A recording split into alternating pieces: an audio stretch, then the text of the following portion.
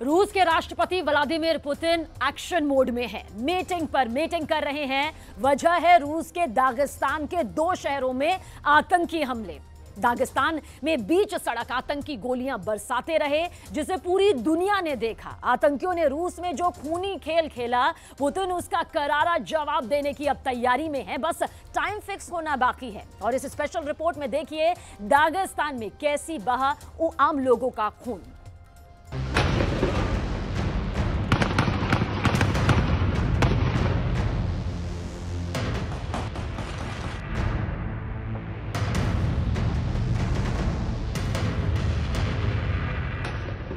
गोलियों की आवाज, मौत बरसाती ये आतंकवादी। इन तस्वीरों ने रूस में कोहराम मचा दिया है। आतंकी हमले की ये तस्वीरें रूस के दागिस्तान की हैं। गोलियों की तड़तड़ाहट से पूरा इलाका गूंज उठा। हमले के बाद यहां के दबरंद इलाके में 2 जगह हमला हुआ। पहले आतंकियों ने यहूदियों के पूजा स्थल सिनेगॉग को टारगेट किया और फिर चर्च पर भी हमला किया। आतंकियों के हमले के बाद वहां आग लग गई। दावा है कि अटैक के बाद हमलावरों को एक कार में भागते देखा गया। आतंकियों ने एक और सिनेगॉग पर भी गोलियां चलाईं। उस समय वहां कोई नहीं था।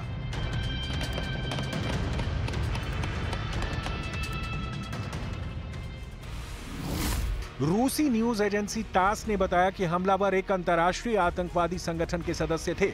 फिलहाल किसी आतंकी संगठन ने हमलों की जिम्मेदारी नहीं ली है, लेकिन यह बात साफ है कि रूस के दुश्मन थे, व्लादिमीर पुतिन के दुश्मन थे। हमले की लोकेशन, हमले के हालात, हमलावर कैसे भागे, हमलावर कहां-कहां एक्टिव हुए, इस वक्त रूस की सिक्योरिटी एजेंसियों ने मास्टरमाइंड की तलाश शुरू कर दी है। और इसमें कोई शक नहीं कि पुतिन उसका अंत जरूर करेंगे।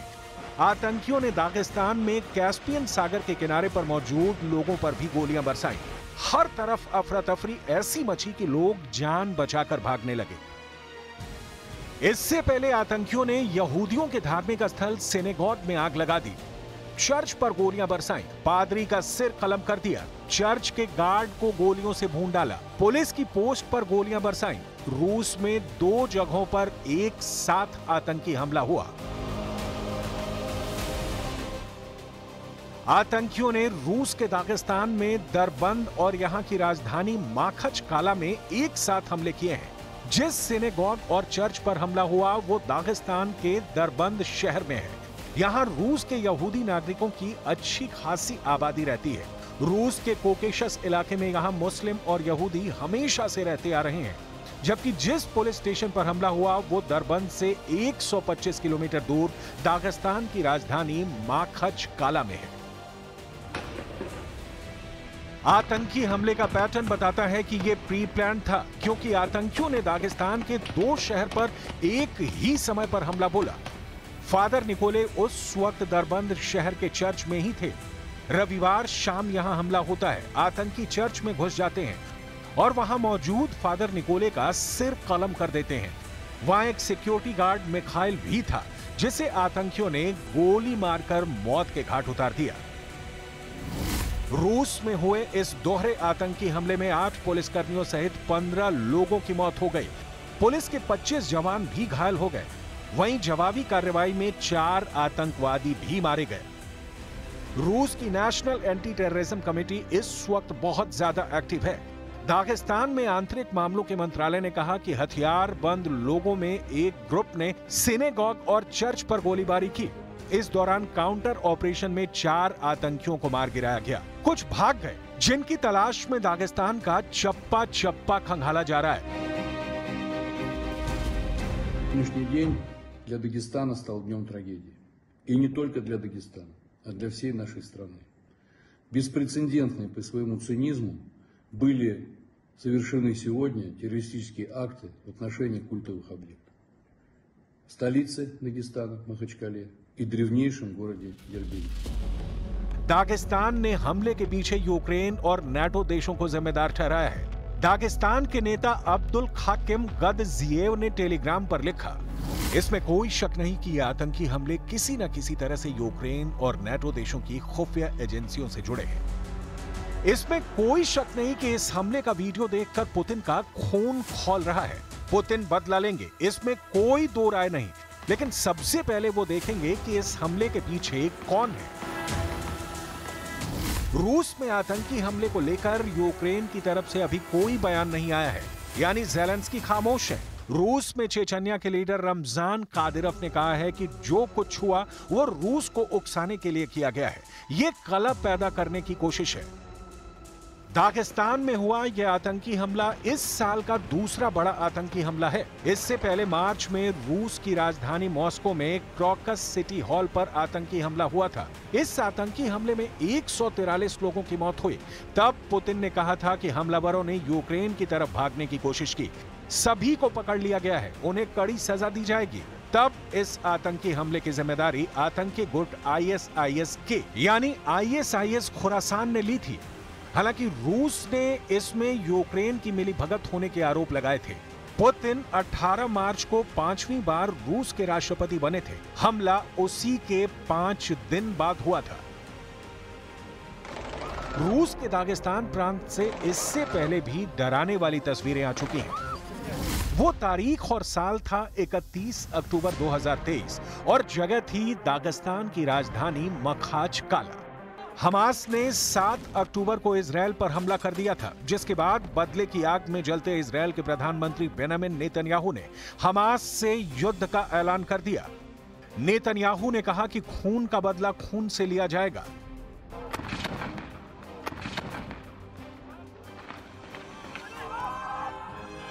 इसके ठीक 25 दिन बाद यानी 31 अक्टूबर को रूस के दागिस्तान में खबर फैली कि इजरायल की राजधानी तेल अवीव से एक प्लेन यहूदियों को लेकर एयरपोर्ट पर लैंड हुआ है।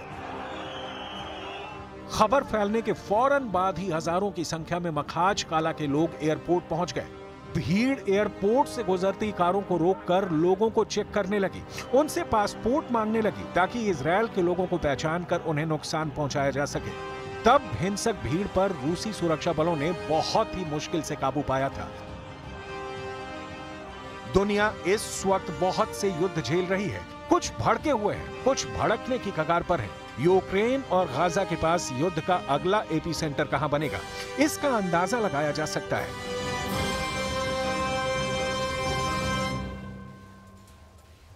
नीट का बदनाम गैंग। जी हां, नीट पेपर लीक केस में हर दिन ही नहीं बल्कि हर घंटे अपडेट आ रही है। जांच का जिम्मा संभालते ही सीबीआई एक्शन मोड में आ गई है। इकोनॉमिक ऑफेंस यूनिट ने अब तक की जांच की 167 पेज की कॉपी सीबीआई को सौंप दी है। अब इसके पहले न्यूज 18 इंडिया पर पेपर लीक केस में एक्सक्लूसिव जानकारी मिली, जिसे आपको भी जरूर देखना चाहिए।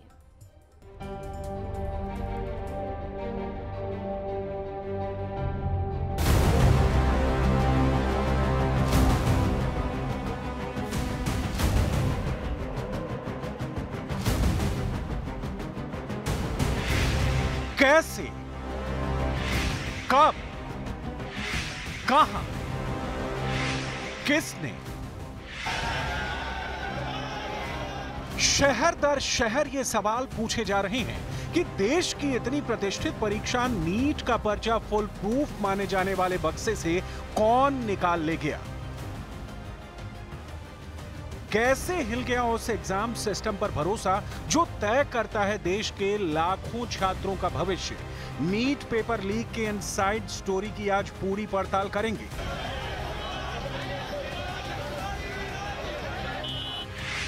आपको बताएंगे कि न्यूज 18 इंडिया के पास वो कौन सी एक्सक्लूसिव जानकारी है जिसने पेपर लीक के नेटवर्क का पर्दाफाश कर दिया है।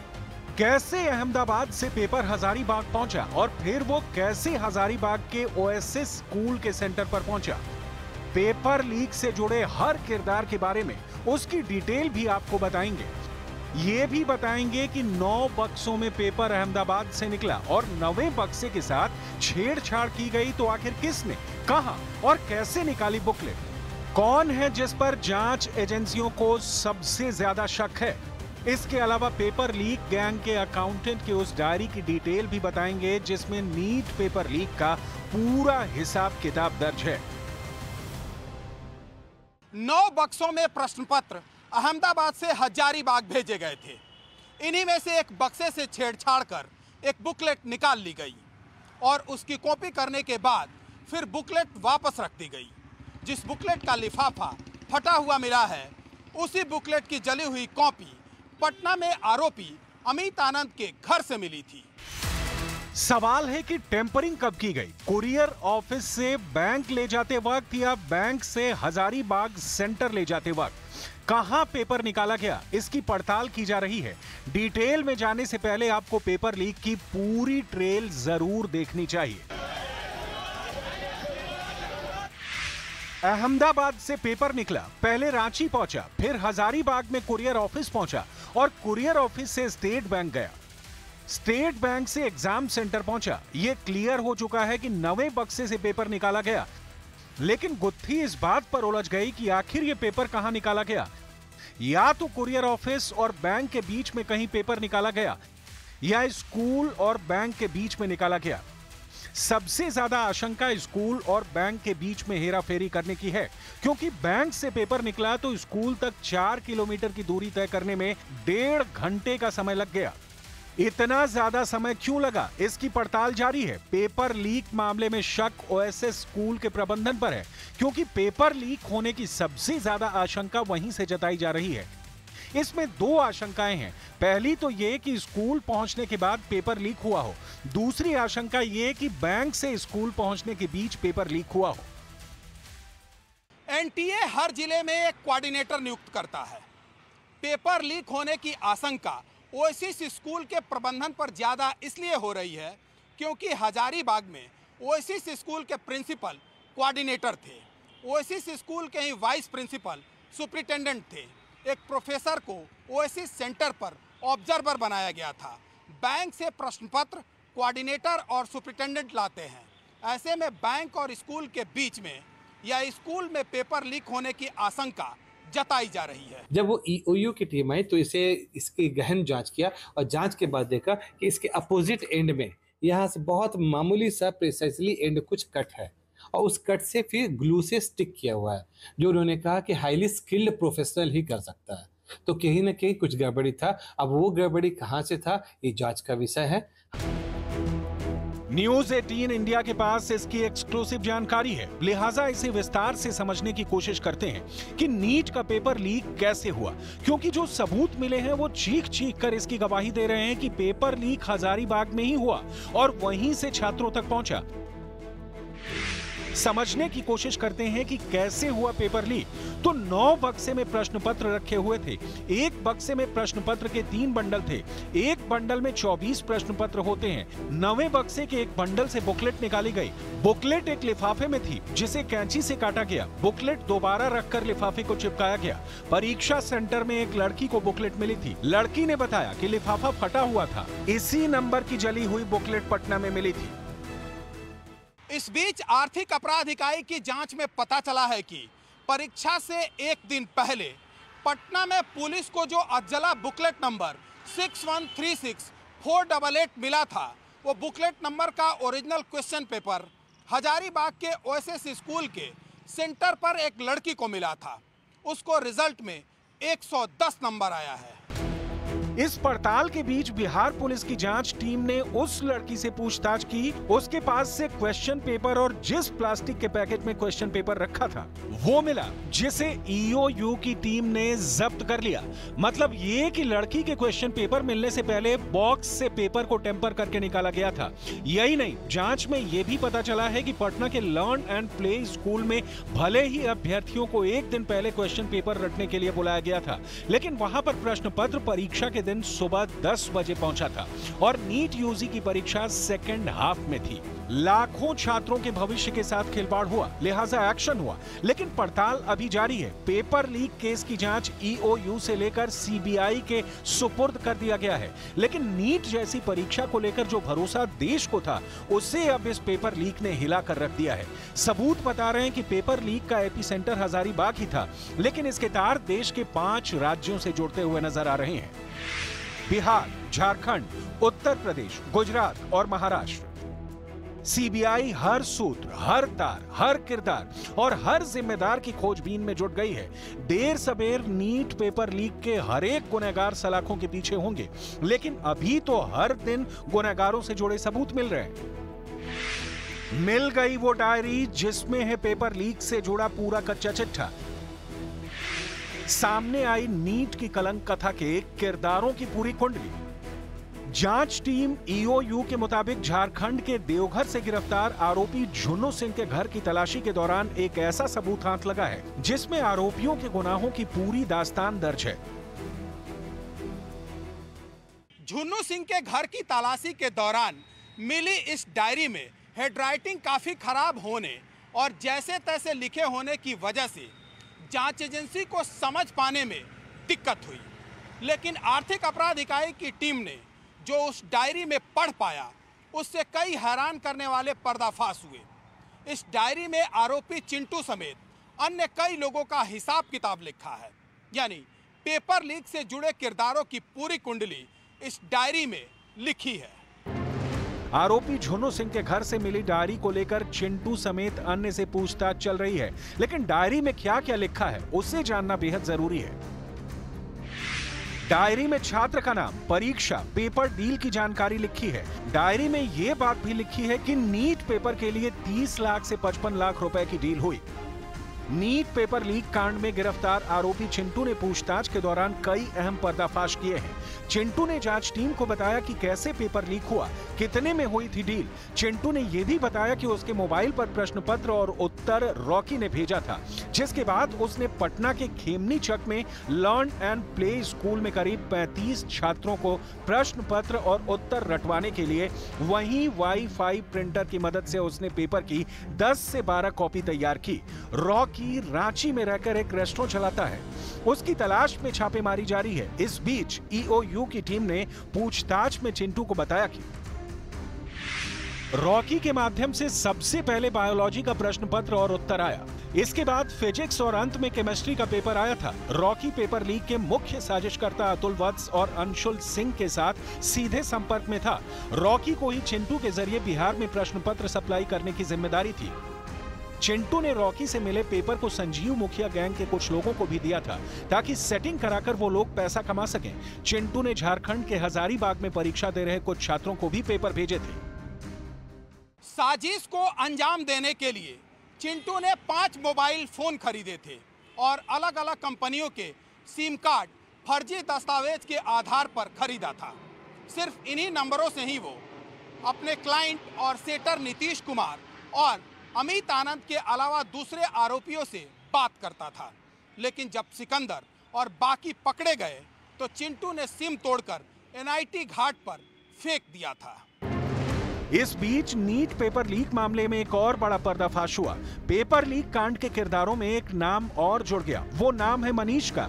जांच टीम के मुताबिक मनीष ही वो शख्स है जो अभ्यर्थियों को लेकर लर्न एंड प्ले स्कूल पहुंचा था, जहां अभ्यर्थियों को क्वेश्चन पेपर दिया गया था। यही क्वेश्चन पेपर अभ्यर्थियों को रटवाया गया था। पटना के अलकापुरी इलाके में रहता है और यही वो घर है, उसकी पत्नी घर में मौजूद है। और अब से थोड़ी देर पहले जब वो बाहर निकली तो उन्होंने सीधे तौर पर यह कहा कि मनीष पटना में मौजूद हैं और वो पुलिस को पूरी तरीके से सहयोग करेंगे। जो ये घर है मनीष, इनकी पत्नी घर में मौजूद हैं और उनका यह साफ तौर पर मानना है कि उनका पति जो है वो इस मामले में इन्वॉल्व नहीं है। हालांकि आर्थिक अपराध इकाई की जांच में यह बात सामने आया है कि मनीष भी इस पूरे मामले में इन्वॉल्व है। क्वेश्चन पेपर लीक करने का उनके ऊपर आरोप है। आपके किसी भी सवाल का जवाब देना हम जरूरी नहीं समझते। मनीष जी जाने, आप जानिए, प्रशासन जाने, आप हमको इस तरह 4 मई की रात मनीष को सहयोग करेंगे। हाँ, सहयोग करेंगे, प्रशासन को पूरा सहयोग करेंगे। 4 मई की उन्हीं के ऊपर ये आरोप है कि वो लाकर लड़का लोगों को खेमनी चक के एक शेल्टर में रखे हुए थे जहां पर क्वेश्चन पेपर दिया गया था छात्रों को।